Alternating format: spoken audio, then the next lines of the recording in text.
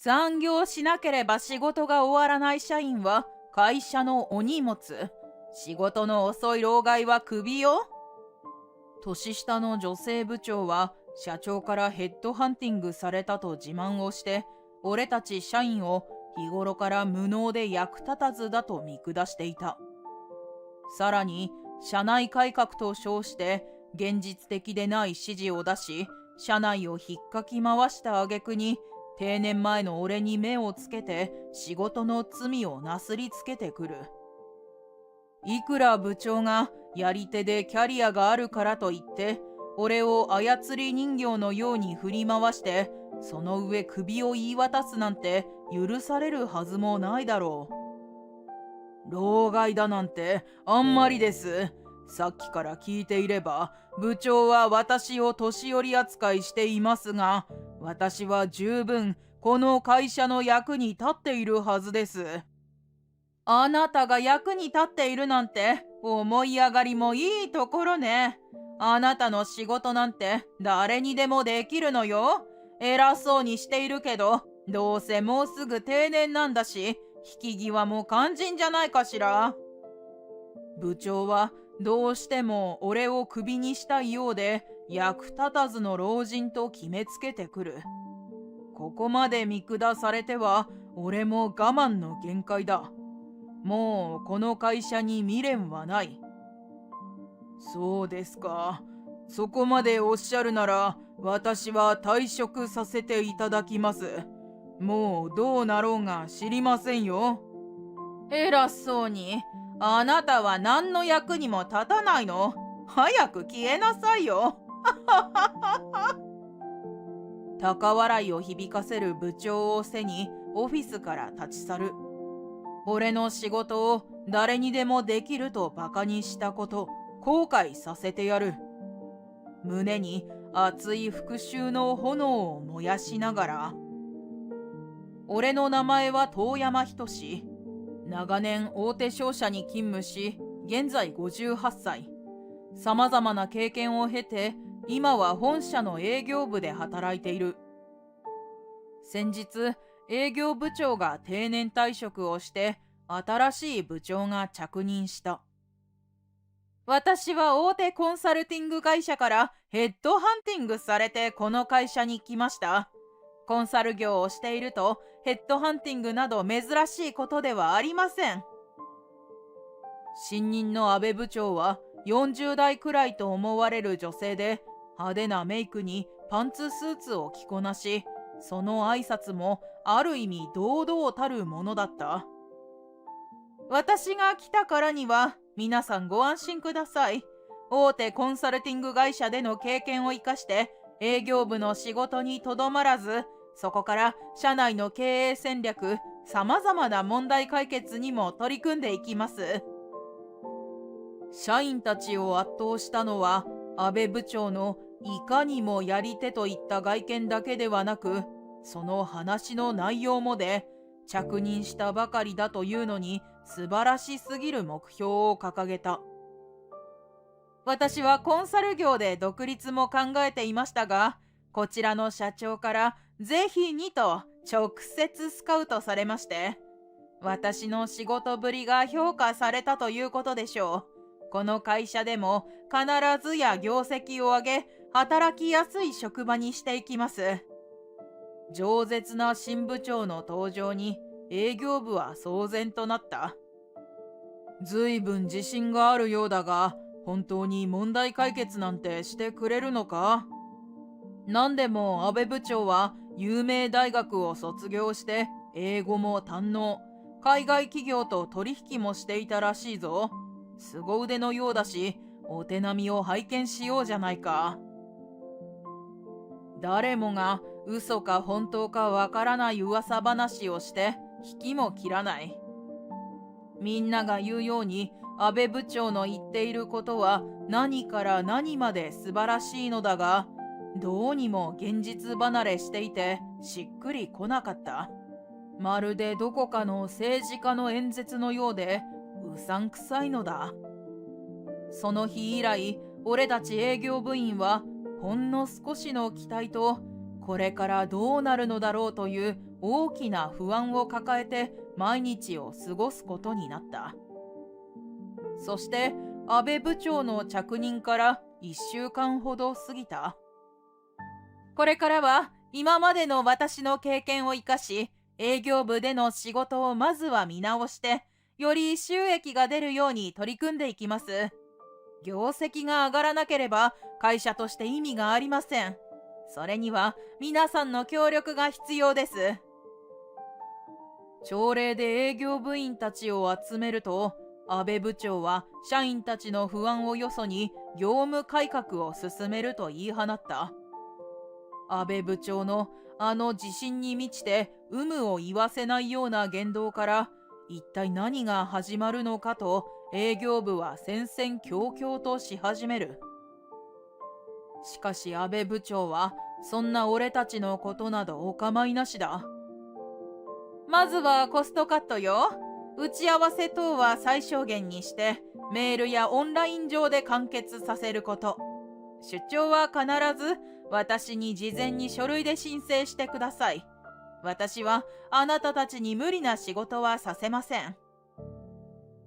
安倍部長は宣言通り、次々と仕事の見直しを進めてきたが、それは机上の空論というべきものばかりで、実際は不可能なことが多かった。メールやオンラインで済ませることができる打ち合わせもあるが、やはりそれが全てではない。出張でも何でも、毎回安倍部長に事前に申請しろと言われても、結局ほとんど許可が下りずに無駄足を踏む。急に顧客の担当やチームの変更、取扱業者なども見直しを言い渡され、仕事の均一化、さらなるコストカットを図るという。担当者を変えてもらっては困るというクライアントもいるし、社員たちも急な変更で引き継ぎや事務処理などに追われて仕事が増えた。安倍部長はこの会社に来たばかりなのだから、もう少し状況を把握してから始めるべきだったのに、それを何の確認もせずに行ってしまったのだ。安倍部長のやろうとすることは、現場で働く社員たちには理解に苦しむものが多く、仕事も遅れがちになっていったが、面と向かって文句を言えるはずもなく、俺たちは戸惑うばかりだった。あなたたちが仕事ができない役立たずだから、この私がわざわざこの営業部に招かれたのよ。わかっているでしょうね。まったく、意識の低い社員ばかりで疲れるわ。社員たちの気持ちなど推し量るつもりのない安倍部長は、言葉にも日に日に遠慮がなくなり、その一つ一つが攻撃とも言えるものに変わっていった。一方的な指示を出し、その上乱暴なことを言われては、どうにもやりきれず、社員たちの気持ちは離れていってしまう。以前の部長は曲がったことが嫌いで厳しい一面もあったが、面倒見がいい人だった。何かと相談にも乗ってくれて、仕事もスムーズに進んでいたので、余計にこの状況は社員たちには受け入れがたい。最近は安倍部長が席を外すと、みんなほっとしたように顔を見合わせて息をつく。それが日常となってしまって、すっかり営業部の雰囲気は変わってしまった。このところ仕事が遅れがちね。ビジネスにおいては合理化、無駄を省いてこそ、いい仕事ができて業績も上がるというものよ。いくら無能でも、この私の指示通りに仕事を進めていけば間違いないのよ。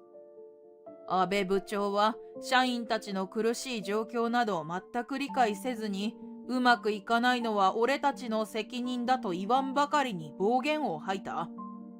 しかも安倍部長の指示通りにしていると、社内だけの問題ではなく、当然取引先にも迷惑がかかることが増えていった。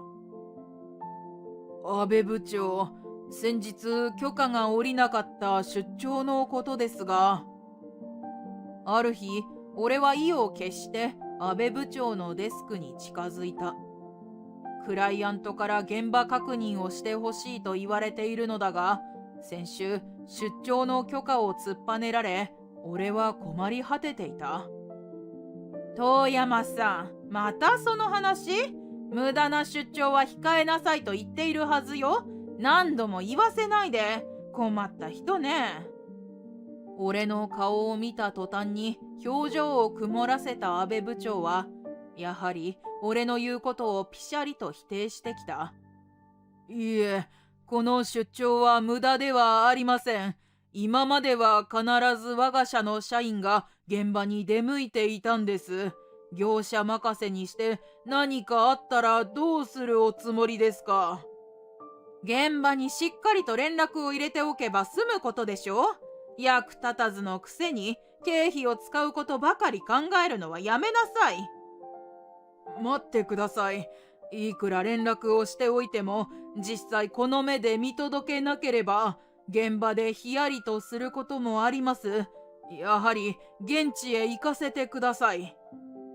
俺は何度もこの現場に行き、立ち会いの必要さを身をもって知っている。やはり現場任せにはできない。仕事ができない人ほど口が減らないものね。とにかく無駄なことに許可は出せないのよ。早く仕事に戻りなさい。俺は再三食い下がったが、安倍部長は俺の話など聞く耳を持たず、結局出張の許可は下りなかった。そして数日後、一本の電話が入った。大変です。積み荷が崩れて小麦が台無しに。申し訳ありません。搬入後に確認はしたのですが、すぐに来てください。先月、北米で買い付けた小麦を倉庫に保管していたが、積み込んだのは配送業者で、詳細はよくわからない。電話の向こうで倉庫の業者が必死に謝罪する様子から大事であろうと予想される。実際は注文者である我が社の社員も船からの荷下ろし、商品確認、そして倉庫への搬入に立ち会うはずだったが、安倍部長から出張の許可が下りずにそれができなかった。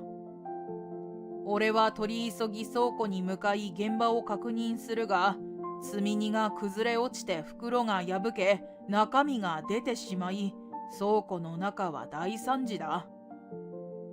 これでは倉庫にあるほとんどの小麦が商品として使い物にならないだろう。その上、昨今のひどい気象状況で今年は小麦の出来が良くないとは聞いていたが、見れば去年よりかなり質が落ちている。どちらにせよ納品するにはクライアントに確認が必要で、このまま引き渡すわけにもいかない。至急クライアントに連絡を入れ、小麦を納品日に届けられないことを謝罪する。こんなアクシデントは俺がこの仕事を担当して初めてで、どうしてこんなことになったのかよくわからず、しどろもどろで話をした。クライアント側も困惑しているがどうしようもなく、俺は何度も電話の向こうの担当者に謝罪をするが、申し訳ない思いでいっぱいだ。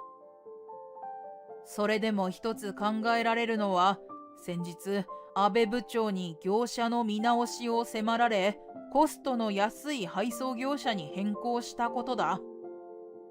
業者側も初めての仕事で作業に要領を得なかったのかもしれない。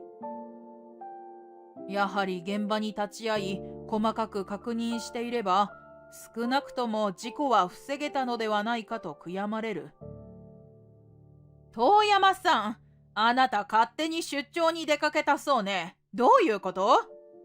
どうもこうも、北米から買い付けた小麦が荷崩れして台無しです。倉庫内のほとんどの小麦は使い物にならないでしょう。クライアントには連絡を入れましたが、迷惑をかけることになってしまいました。俺が会社に戻ると、安倍部長はこの後に及んでまだ出張を咎めてきた。元はといえば、安い配送業者へ変更を指示し、その上現場に行かせなかった安倍部長の責任は大きいはずだ。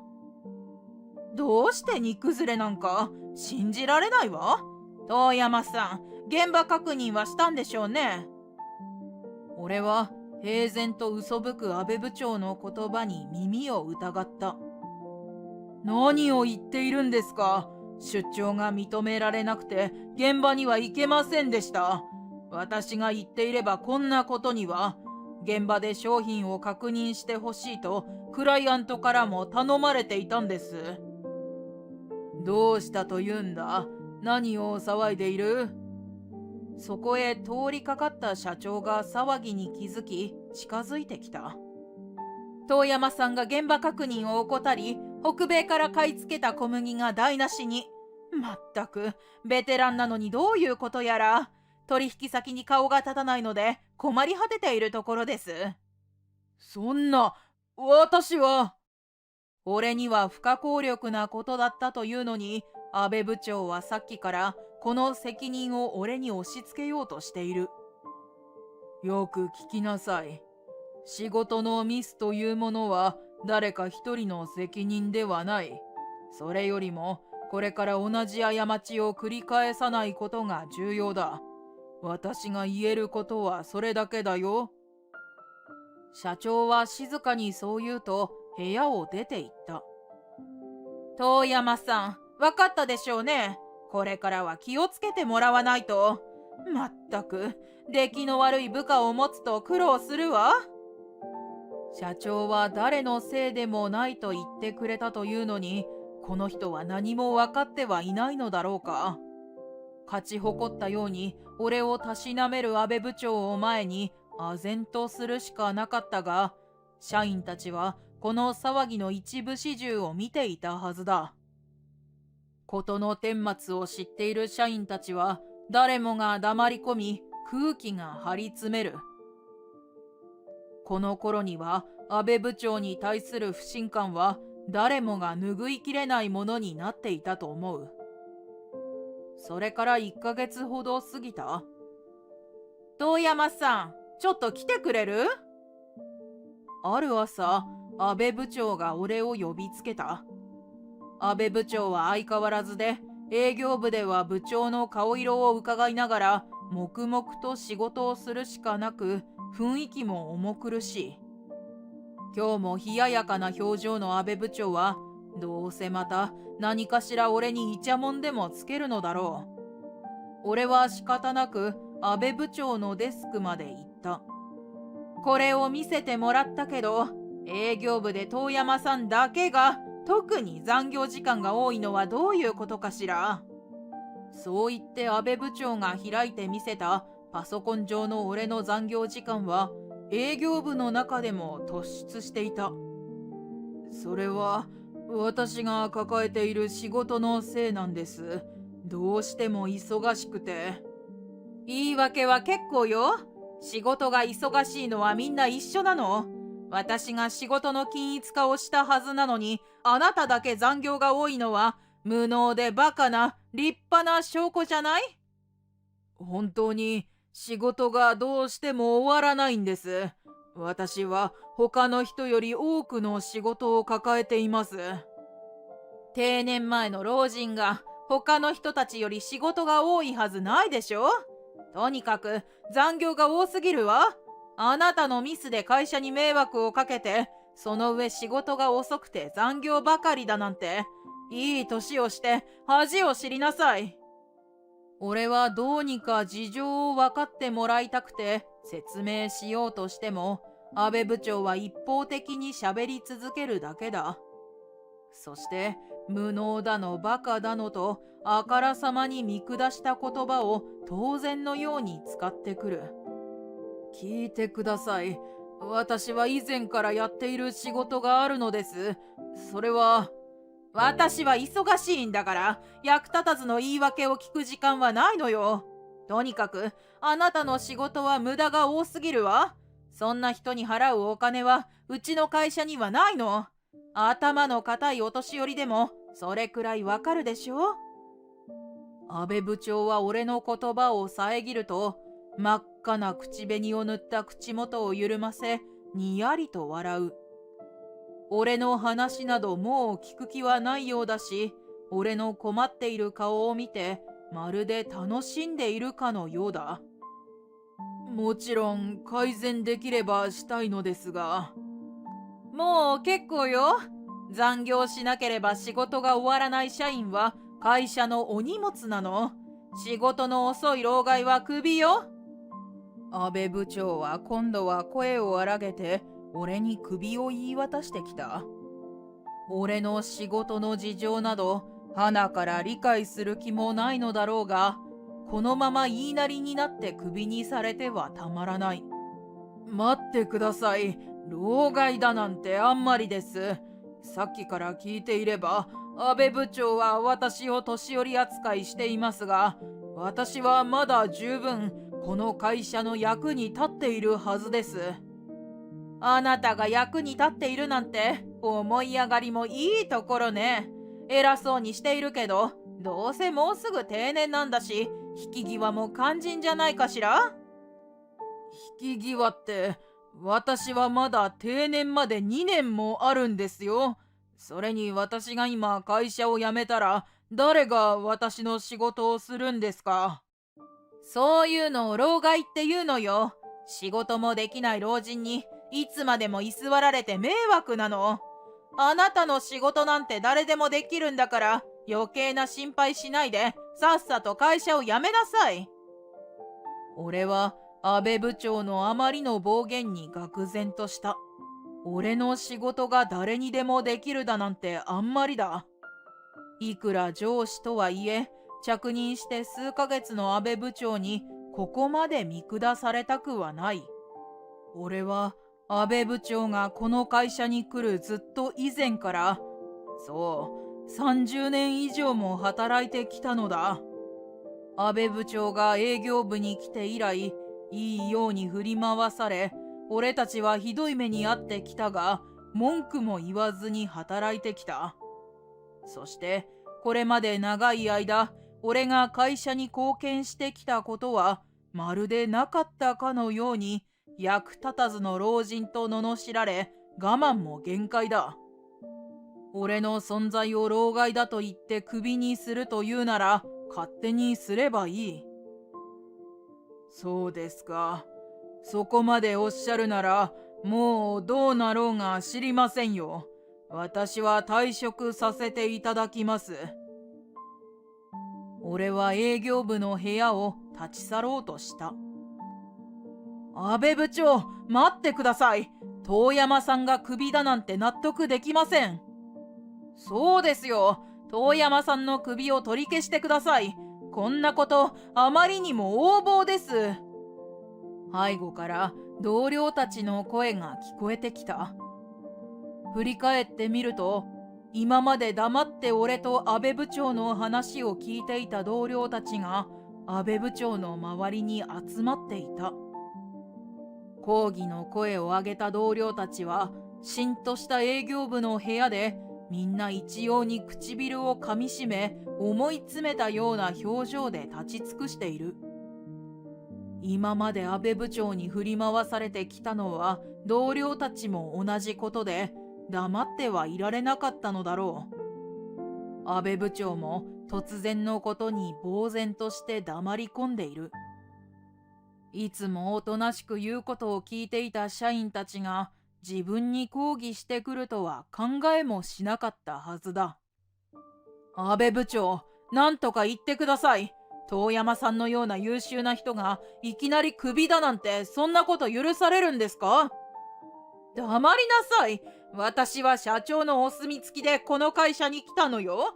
私に逆らうならあなたたちをクビにするのも簡単よ。それでも構わないの？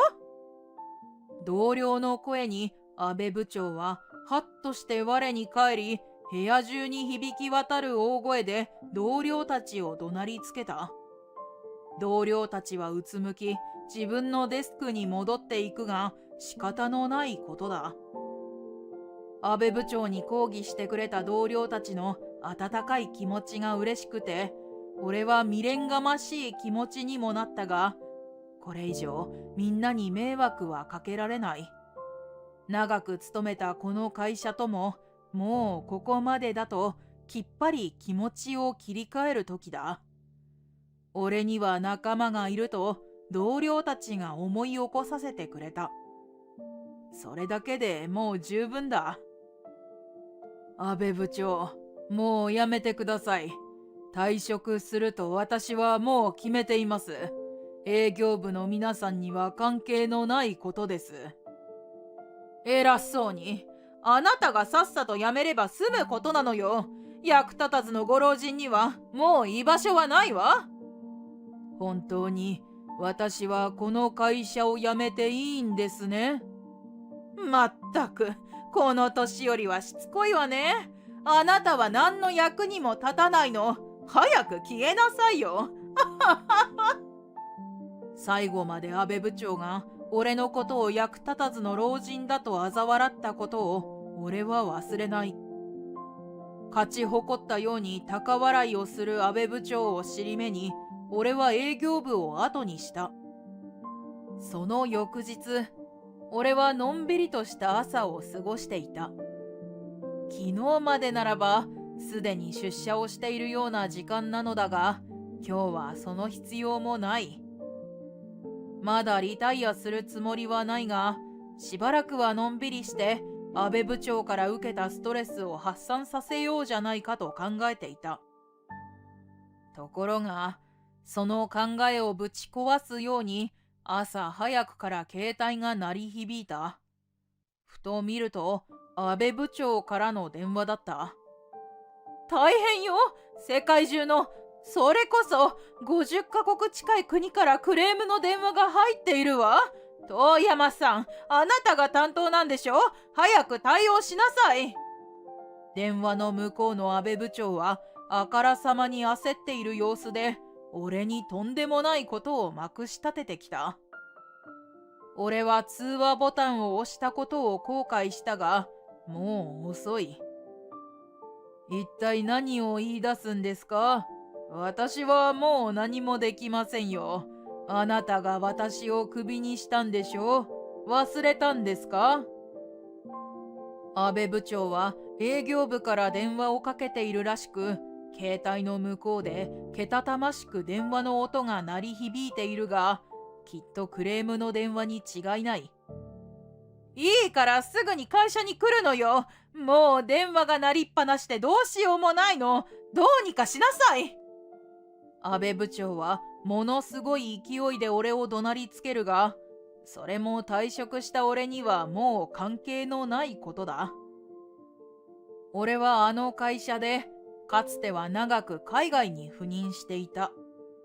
世界中の海外支社に勤務して、英語、中国語、フランス語、ロシア語、スペイン語など主要な言語は当然として、その他さまざまな国の言語を身につけた。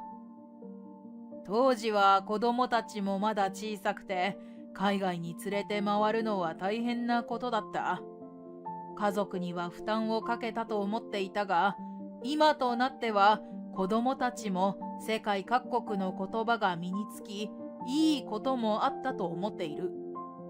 海外赴任を経て俺が日本に戻った時にも、ネイティブな世界中の言語を話せることが買われて、現在の営業部に配属され、主に海外のクライアントを担当していた。そうするうちに、海外クライアントからのクレーム対応の仕事も引き受けることになり、他に俺ほど語学に堪能な社員もいないので、未だにその仕事を続けている。この仕事は各国時差もある上にクレームの量も膨大で、世界50カ国のクライアントとのやり取りは深夜にまで及んでしまうことも多い。だから俺の残業時間は誰よりも多かったのだが、安倍部長はそんな事情など何一つ把握していないのだ。このことは営業部の社員たちもみんな知っていることだが、安倍部長は着任当初からみんなに距離を置かれていて、知る由もなかったのだろう。今すぐ会社に来てクレームに対応しなさい。あなたが担当なんだから早く。安倍部長は電話の向こうでずっとどうしようもないことを叫び続けている。よくそんなことが言えますね。俺は役立たずの老人のはずですよ。会社のお荷物だからさっさと消えろと言ったのはあなたでしょう。ガタガタ言わないで会社に来てクレーム対応しなさい。これは部長命令よ。俺をクビにしたのは安倍部長自身だというのに、会社に来いだの、部長命令だの、この人はなんと馬鹿げたことを言うのだろう。これが人に物を頼む態度とは思えない。安倍部長はこうしていつでも偉そうに人に命令していればどうにかなるとでも思っているのだろうか。会社をクビになった俺にはもう関係のないことです。あとは優秀なあなたにお任せします。もう電話を切りますよ。待ちなさい。私は何も知らなくて。携帯の向こうで何やら安倍部長は騒いでいるが、俺は構わず通話を終わらせた。その後も再三安倍部長から電話があったが、俺は着信拒否にして無視していた。もう金輪際安倍部長と関わることもないだろう。遠山、安倍部長のその後の話聞きたいだろう。たっぷり聞かせてやるよ。後日、俺は退職した会社の元同僚と飲みに行き、安倍部長のその後の話を聞いた。俺が退職した後、安倍部長がクレーム対応の仕事をしていたそうだが、散々右往左往した挙句に結局解決などできず大騒ぎになり、その事態は社長も知るところとなったそうだ。安倍部長は偉そうなことを言っていたが、片言の英語が話せるくらいで全く役に立たないんだ。あの慌てた顔をお前に見せたかったよ。元同僚もかなり思うことがあるようで、勢いよく俺に喋り続ける。世界中のクレーム対応ができるのは俺しかいないのに、安倍部長が勝手にクビにしたことを社長に厳しく叱責され、その後はまるで借りてきた猫のようにおとなしくしていたそうだ。さらに緊急役員会議が開かれ、安倍部長の今までの部下に対する横暴な態度は会社の規定にそぐわないとされ、離島にあるグループの子会社の出張所に左遷が決定。結局、プライドの高い安倍部長は離島への左遷が我慢できずに自主退職をして、今は行方知れずだそうだ。あの穏やかそうな社長がこれだけ厳しい人事を言い渡したのだから、よほど腹に据えかねたのだろう。それとも自分がヘッドハンティングしてきた安倍部長だからこそ、社長は厳しい対応をしたのだろうか。ちなみにその社長自身も監督責任を取って役員報酬を自ら大幅カットしたらしい。俺たちも安倍部長にはひどい目に遭わされたし、これは彼女の自業自得ってものだよな。同僚はそう言って笑っていたが、俺も同感だと言っておいた。そしてその後の俺は、かねてから俺の高い語学力を評価していたライバル会社から退職後すぐにヘッドハンティングされて再就職が決まった。いくら忙しくても俺はこの語学力を生かして現場で仕事をするのが生きがいでもある。管理職になると現場の仕事から遠ざかってしまうのが嫌で、以前から昇進話もすべて断ってきた。俺はまだまだ働きたいし、老人扱いはごめんだ。現在はライバル会社でも営業部に配属になり、また世界中を飛び回り、忙しい日々を送っている。